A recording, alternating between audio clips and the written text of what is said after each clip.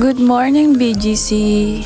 And so, I'm gonna explore you here in BGC. So, bago kayo i-explore dito sa BGC, ano ang pinakang best places na gusto nyong puntahan dito sa BGC?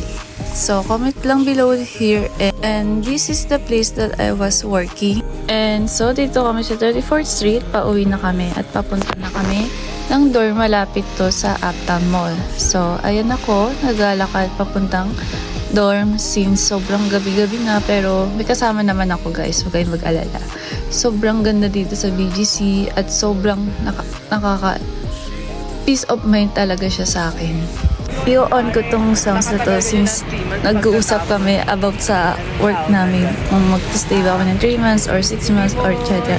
At hindi ko akalain na magkaka-work ako dito sa BGC, at hindi ko akalain na matutupad at manifest ko na magka-work dito sa BGC. Sobrang ganda at sobrang peaceful at malapit to sa dorm ko. Ilang Uptown Mall nakita nyo din Mitsuhoshi Mall na mga Japanese. At papunta ako ng pedestrian, tatawid ako. Pero muntikan ako man ng sasakyan, pero okay lang ako. At sobrang daming tao at sobrang daming din naglalakad at sobrang daming sasakyan, kaya medyo matraffic. Bigyan ko ng music to guys ng Wowie, yung trending sa TikTok.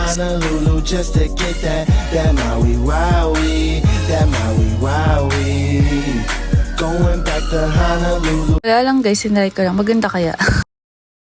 And finally, we're here. Bumibili akong pagkain ng pork siomai with rice. Finally, I got my food na and I'm back to my dorm. Lalakad na ako papunta sa dorm namin.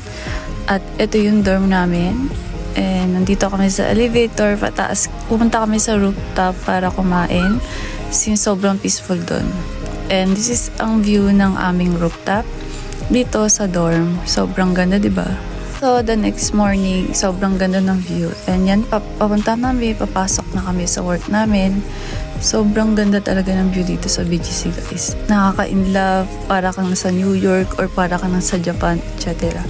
Kaya ako naka-jacket, guys, kasi sobrang lamig. Kaya hindi ko na kayan. Ayan yung work namin, Unihair BGC.